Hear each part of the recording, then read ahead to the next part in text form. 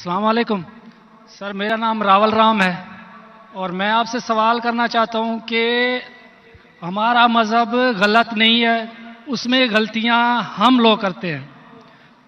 जना हराम है हमारे मज़हब में, शराब नोशी हराम है, जना हराम है, मतलब कि जैसे भी गलत काम सारे गलत उसमें भी लिखे हुए हैं और यही इस्लाम में भी है।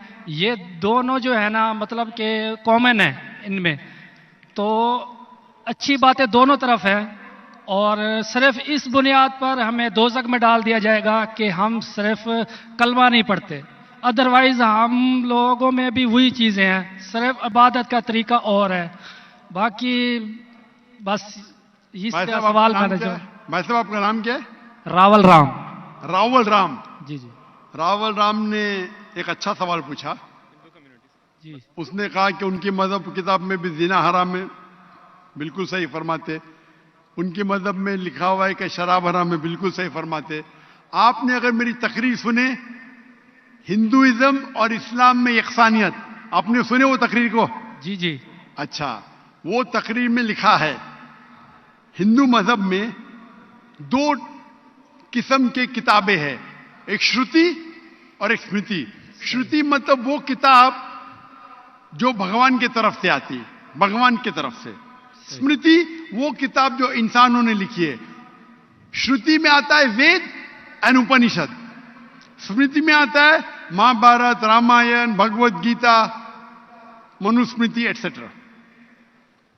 आप अगर पढ़ेंगे आपके छंदोग्य उपनिषद जो श्रुति है, छंदोग्य उपनिषद चैप्टर नंबर 6 सेक्शन नंबर 2 श्लोक नंबर 1, नाकस्य कसिज,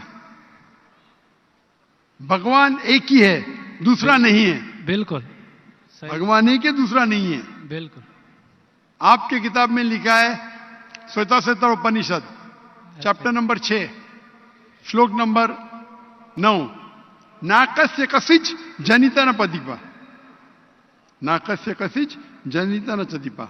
मतलब उस भगवान का, उस भगवान के कोई वालिदैन नहीं है, ना मां है ना बाप है ना बच्चे हैं।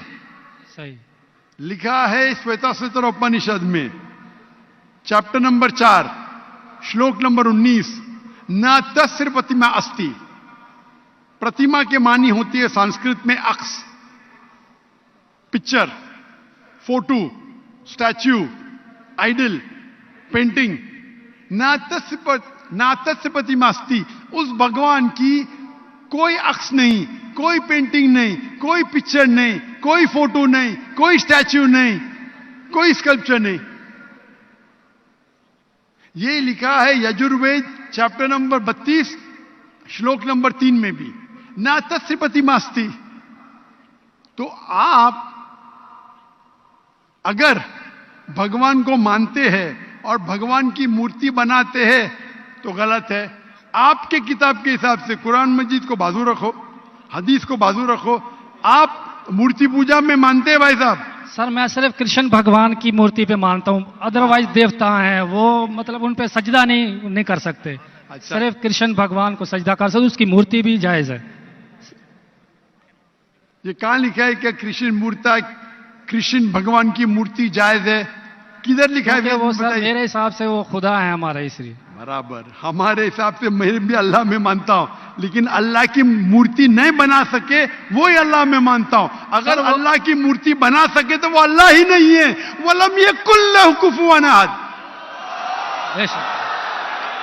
नारे तकबीर। भाई, हमारे गैर मुसलमान भाई मुझसे सवाल पूछ रहे। तकबीर अच्छी बात है, लेकिन अभी सवाल जवाब हो रहा है। तो मेरी दरखास्त है कि जब गैर मुसलमान भाई पूछते तो उन्हें डरने लगना चाहिए। उन्हें लगना चाहिए कि आपस में हम भाईचारा है। सही।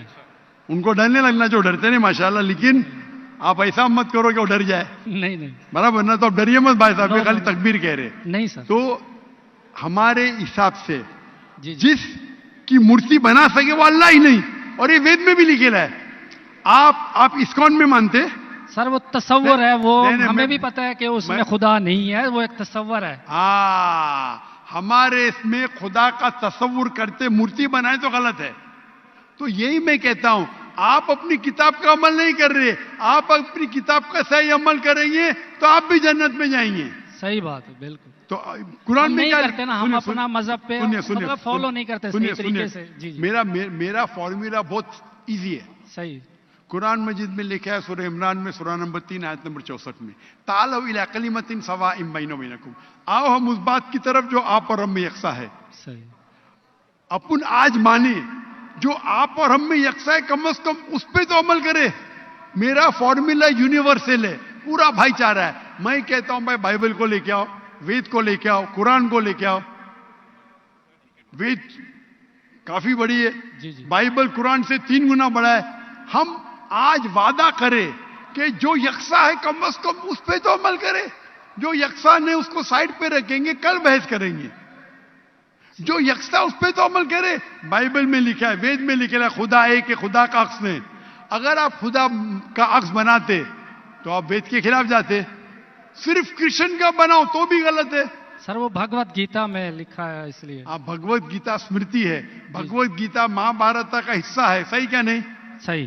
तो महाभारत एक स्मृति है, स्मृति श्रुति के खिलाफ नहीं जा सकती है। अगर स्मृति और श्रुति में टकराव है तो हम श्रुति को मानेंगे, स्मृति को नहीं। वेद और उपनिषद सबसे ऊपर है। सही। तो आपका एक पीएचडी टीचर है, वो कुछ कहता है, और एक बैचलर है। आप पीएचडी वाले उस्ताद को मानेंगे या जो बैचलर के डिग्री वाले उस्ताद को मानेंगे? किसको मानेंगे?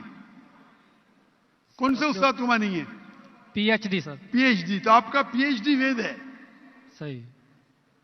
तो अगर आप मूर्ति पूजा छोड़ देंगे और आपके किताब में लिखा हुआ है, आपके किताब में लिखा है कि आखिरी पैगंबर आने वाले हैं, और आप वेद पढ़ेंगे और पुराना पढ़ेंगे, उसके अंदर कई जगह पे लिखा है कि आखिरी पैगंबर मोहम्मद सल्लल्लाहु अलैहि वसल्लम है।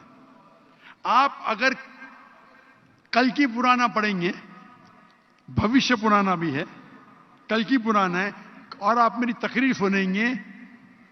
एक तकरीर है मेरी, मोहम्मद सल्लल्लाहु अलैहि वसल्लम का जिक्र हिंदू मजहबी किताबों में। वक्त की किल्लत होने की वजह से सिर्फ मैं छोटी पॉइंट कहूंगा। आप अगर कल की पुराना पढ़ेंगे, चैप्टर नंबर 2, श्लोक नंबर 5, 7, 11, 15, 17, उसमें लिखा है क्या? एक अवतार आएंगे, आखिरी अवतार आएंगे, जिसके वालिद का नाम है विष्णु यास। विष्णु मतलब भगवान, जी जी, यास मतलब उसका बंदा, उसका सर्वेंट। अरबी में तर्जुमा करेंगे तो अब्दुल्ला होता है। आखिरी पैगंबर आएंगे जिसका वालिद के नाम अब्दुल्ला है, उसके मां का नाम है सुमति। सुमति संस्कृत में मतलब अमन, शांति। अरबी में कहेंगे आमिना। मोहम्मद सल्लल्लाहु अलैहि वसल्लम के मां का नाम था आमिना। वो पैदा होंगे एक अमन शहर में, मक्का। उस शहर के ग्रोह के लीडर के कबीले में पैदा होंगे, कुरैश के कबीले में। उसके 4 करीब दोस्त होंगे। जिक्र हो रहा है खुलफा राशिदीन का। और मोहम्मद सल्लल्लाहु अलैहि वसल्लम का जिक्र तो बहुत लंबा है, 2 घंटे की तकरीर दे सकता हूं मैं। सही। तो अगर आप अपनी किताब में मानते, आपको मानना पड़ेगा कि आखिरी पैगंबर मोहम्मद सल्लल्लाहु अलैहि वसल्लम है। आप मानते कि आखिरी पैगंबर मोहम्मद सल्लल्लाहु अलैहि वसल्लम है? सर मैं पढ़ी नहीं है, मैं भी बस ऐसे मतलब कोई सही तरीके से नहीं पढ़ा है, इसलिए मुझे पता नहीं है उसमें। नहीं पढ़ा तो गलती किसकी? मेरी है? मेरी गलती है, मैं मान रहा हूं। तो और आप हमारे मेरी- ऐसे तो करोड़ों आप- लोग हैं जो नहीं फॉलो करते हमारे मजहब को, इसीलिए हिंदुस्तान में जब मेरी तकरीर होती है जी जी, तो हिंदू का मजमा इससे बड़ा होता है। बिल्कुल देखा है। 5 लाख, 10 लाख, 25%, 20% गैर मुस्लिम होते, 20% हिंदू होते। तो 10 लाख का 20% कितना हुआ? 2 लाख। ये 2 लाख का तो मजमा नहीं ना, क्योंकि हिंदुस्तानी मुझसे मोहब्बत करते हैं जी, और गैर मुस्लिम भी मोहब्बत करते हैं। बिल्कुल। वो पॉलिटिशियन है जो प्रॉब्लम होता है उनको, वोट बैंक का प्रॉब्लम है। अरे हम लोग तो हार जाएंगे अभी। हिंदू जब मेरी तकरीर सुनते कहते कि 2 घंटे में हमने वो सीखा जो हमने 40 साल हमें पता नहीं था।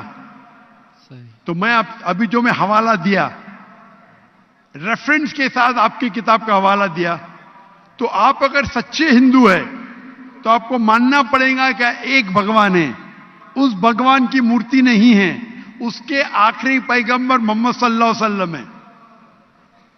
तो आप अपनी किताब पे अमल करेंगे। जी करूंगा। और जो चीज यकसा है कम से कम उस पर तो अमल करो। जो टकराव है वो बाद में, मैं जानता हूं, मैंने तकरीर की है, इसमें लिखा है कि हिंदू मजहबी किताब में लिखेला है शराब पीना हराम है, कुरान में लिखेला है। सही। आपकी मजहबी किताब में यह भी लिखा है कि सुअर का गोश्त खाना हराम है। सही। और आपकी किताब कुरान से सख्त है, उसमें लिखा है कि अगर आप सुअर का गोश्त बेचेंगे तो पैर और हाथ, उल्टे पैर और उल्टे हाथ काटना चाहिए। ये किधर हदीस में नहीं लिखेला है, ना कुरान में लिखेला। आपकी मजहबी किताब मनुस्मृति में लिखा हुआ है कि आप उल्टे हाथ और उल्टे पैर काटो अगर वो सुअर का गोश्त बेचता है तो। सही। तो अगर आप सही हिंदू है, आपकी मजहबी किताब पढ़ो। आपकी मजहबी किताब में लिखा हुआ है कि आखिरी पैगंबर आएंगे और आखिरी पैगाम देंगे। आखिरी पैगंबर मोहम्मद सल्लल्लाहु अलैहि वसल्लम है और आखिरी पैगाम है कुरान मजीद। सही। तो अगर आप सच्चे हिंदू हैं तो आपको कुरान मजीद और मोहम्मद सल्लल्लाहु अलैहि वसल्लम की बात मानना पड़ेगा। आप देखेंगे हिंदुस्तान में हजारों की तादाद में हिंदू इस्लाम कबूल किए। अल्लाह हिदायत दिया, मेरे वजह से ने, अल्लाह ने उन्हें हिदायत दिया कि मेरे तकरीर के बाद कई लोग, चाहे मजमे में चाहे घर पे, अल्लाह उन्हें हिदायत दे रहा है। मैं आपसे पूछना चाहता हूं, आप मानते हैं कि अल्लाह के आखिरी नबी मोहम्मद सल्लल्लाहु अलैहि वसल्लम है? सर मैंने अभी देखना है, जाके पढ़नी है किताब, अगर उसमें है तो ठीक है, सही बात है। तो मेरी आपसे दरखास्त है कि आप मेरा वीडियो कैसेट जी। हिंदुइज्म और इस्लाम में यकसानियत देखिए जी। और उसको देखने के बाद अगर कोई सवाल है तो मुझसे पूछिए। अगर आपको यकीन आता है तो हक है, तो मैं आपको दावत देता हूं कि हक का पैगाम को एक्सेप्ट करो और इंशाअल्लाह ये आपके लिए राह नजात बनेंगी।